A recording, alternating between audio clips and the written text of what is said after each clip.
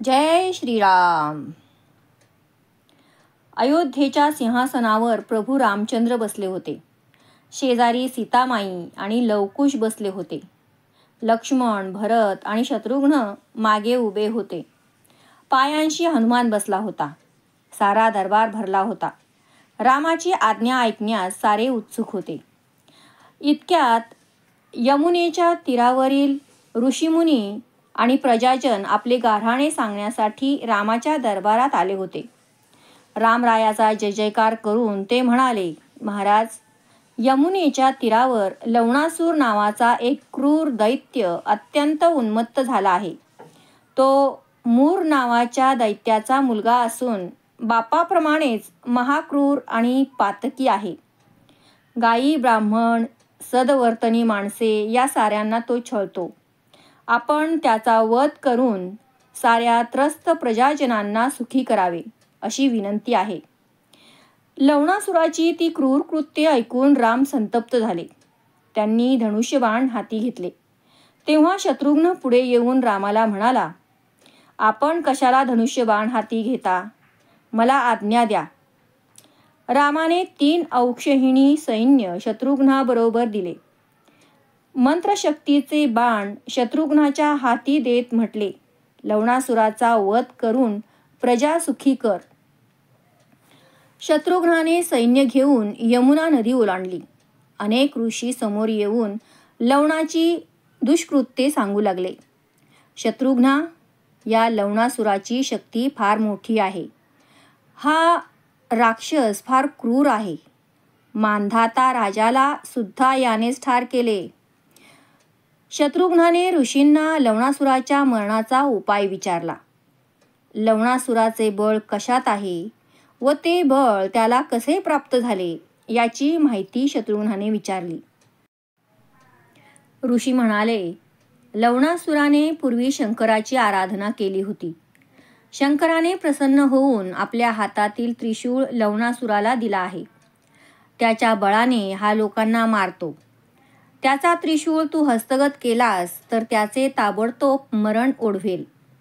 लवणासूर त्रिशूळ रात्री मंदिरात ठेवतो आणि स्वतः इकडे तिकडे भटकतो. त्याच वेळी तो माणसांना खातो. त्याच्या भीतीने सारे मथुरा नगर ओस पडले आहे. शत्रुघ्नाने मथुरा नगर ओलांडले आणि योग्य वेळ साधून शत्रुघ्न लवणासुराच्या घरी गेला. त्रिशूळ पूजा करून ठेवला होता. शत्रुघ्नाने त्रिशूळ हातात घेतला आणि तो ससैन्य युद्धाला सज्ज झाला. बाहेर गेलेला लवणासूर मारलेल्या गायी ब्राह्मणांचे भारे घेऊन आला. घराभोवती माणसांचा वेढा पाहून लवणासुराला खूप आनंद झाला, कारण त्याच्या आवडीचे भक्ष्य घरी चालत आले होते. लवणासुराने शत्रुघ्नाला युद्धाचे आव्हान दिले. लवणासुराचे व शत्रुघ्नाचे घनघोर युद्ध झाले. शत्रुघ्नाने लवणासुराचे बळ आधीच हिरावून घेतल्यामुळे लवणासुराचा पराक्रम फिका पडू लागला. शेवटी शत्रुघ्नाने रामाने दिलेला निर्वाणीचा बाण काढला आणि तो धनुष्यावर चढवला. त्या तीक्ष्ण बाणाने शत्रुघ्नाने लवणासुराचे हृदय फोडले. शत्रुघ्नाचा जय जयकार होऊ लागला. प्रभू रामचंद्राला शत्रुघ्नाच्या विजयाची बातमी कळली. रामाला अतिशय आनंद झाला. मथुरेचे राज्य व तेथून समुद्रापर्यंतचा प्रदेश त्याने शत्रुघ्नाला दिला. त्याला छत्रचामरे ही राजचिन्हे देऊन तेथील राजा केला. शत्रुघ्न मथुरेचा राजा झाला. शत्रुघ्नाने उत्तम राज्य करून मथुरेची अवघी प्रजा सुखी केली. रामरायाने अनेक वर्षे अयोध्येचे राज्य केले. रामराज्य म्हणजे प्रजेच्या हिताचे राज्य. रामराज्यात योग्य वेळी माणसाला मृत्यू येई. पित्याला पुत्राच्या मृत्यूचे भय नव्हते. पण एकदा काय झाले, एका ब्राह्मणाचा वयाने लहान असलेला मुलगा अकाली मृत्यू पावला. तो ब्राह्मण रडत रडत मुलाचे प्रेत घेऊन रामाकडे आला आणि रामाला म्हणाला, राजा, तू काय दोषाचरण केलेस ते सांग. माझा मुलगा अल्पायुषी का झाला? तू काहीतरी प्रयत्न कर आणि माझा मुलगा जिवंत कर. इतक्यात नारद तेथे आले आणि म्हणाले, रामा, या युगात शूद्रांना तप करण्याचा अधिकार नाही. कोणीतरी शूद्र तप करीत असेल म्हणून हे बालमरण ओढवले. रामाने पुष्पक विमानातून शोध घेतला तर दक्षिण देशात दाट अरण्यात एक वन्य मनुष्य तप करताना त्याला दिसला. तेव्हा रामाने त्याचा वध केला. त्याला स्वर्गात पाठविले. वन्य माणसाच्या वधाने देवांना अतिशय आनंद झाला.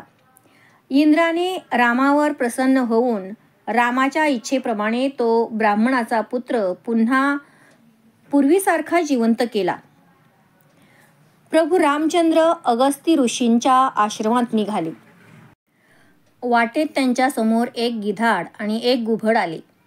त्या दोन्ही पक्ष्यांनी रामाला नमस्कार करून म्हटले, आमचा वाद चालला आहे, तो प्रथम मिटवा आणि मग पुढे जा. गिधाड आणि घुबड एकाच घरावर स्वतःचाच हक्क आहे असे सांगत होते. आपले गाऱ्हाणे दोघांनी रामापुढे मांडले. रामाचा प्रधानच न्याय करणार होता. गिधाड म्हणू लागले, मी येथे घर बांधले आहे तेव्हा पृथ्वीसुद्धा निर्माण झाली नव्हती. रामाने गिधाडाचे लबाडीचे बोलणे ऐकले आणि राम त्याचा वध करण्यासाठी पुढे झाला. तोच आकाशवाणी झाली, रामा, ह्या गिधाडाला मारू नकोस. ब्रह्मदत्त नावाचा एक राजा होता. एके दिवशी गौतम ऋषी ह्याच्या घरी आले. ब्रह्मदत्त राजाने ह्या ऋषींना मांस पानात वाढले. तेव्हा गौतम ऋषींनी ब्रह्मदत्ताला शाप देऊन गिधाड केले. तेव्हा तो गुरुचरणी शरण येऊन उशाप मागू लागला. मग गौतम ऋषींनी उशाप दिला की रामदर्शन होताच तुझा उद्धार होईल. अशी आकाशवाणी ऐकू येताच स्वर्गातून विमान आले. त्या गिधाडाने मनुष्यदेह धारण केला. रामाचे नाव घेत तो स्वर्गात गेला. पुढे राम अगस्तींच्या आश्रमात गेला. ऋषींना साष्टांग नमस्कार करून रामाने ऋषींचा आदर सत्कार केला. अगस्तींनी रामाच्या हातात एक मौल्यवान रत्न कंकण दिले. ते कंकण पाहून रामाला आश्चर्य वाटले. त्या कंकणाविषयी रामाने अगस्तींना विचारले तेव्हा अगस्ती म्हणाले, रामा, विदर्भ देशात एक राजा अत्यंत पुण्यवान होता. त्याने पुष्कळ दाने दिली, पण अन्नदान मात्र कधीच केले नाही. त्याला स्वर्गात सुख मिळत नव्हते. तो पृथ्वीवर येऊन स्वतःचे प्रेत भक्षण करून स्वर्गात जाई. मी त्या राजाला त्या जन्मातून मुक्ती दिली आणि अक्षय स्वर्ग सुख प्राप्ती करून दिली. त्यानेच हे कंकण मला दिले. रामा, अन्नदानासारखे पुण्य ह्या पृथ्वीवर दुसरे कोणतेच नाही. रामाने ते कंकण प्रेमाने हातात घातले. अगस्तींनी त्या वनाला दंडकारण्य हे नाव कसे पडले ते रामाला सांगितले. इक्ष्वाकूच्या दंडक नावाच्या एका मुलाने मृगया करण्यासाठी भृगु ऋषींचा आश्रम असलेल्या वनात प्रवेश केला. आश्रम अतिशय शोभिवंत होता. आश्रमात भृगु ऋषी नव्हते, पण त्यांची मुलगी अर्जा ही एकटीच आश्रमात होती. दंडकाने अर्जेचा उपभोग घेतला आणि तिचा त्याग करून तो निघून गेला. भृगु ऋषी आश्रमात येऊन पाहतात तो कन्या मूर्छित होऊन जमिनीवर पडलेली. म्हणून भृगु ऋषींनी दंडकाला शाप देऊन तेथील सारी झाडे, त्याचा देश भस्म करून टाकला. वेली जाळल्या. तेथील सारी झाडे जळून गेली. स्वतः दंडक जळून मेला. त्याचा निर्वंश झाला. म्हणून बराच काळपर्यंत हा प्रदेश उजाड झाला. या रामकथांचे लेखक पंढरपुरापासून नैऋत्येस काही अंतरावर असलेल्या नाझरे गावचे ब्रह्मानंद आणि सावित्री यांचा पुत्र श्रीधर हे आहेत.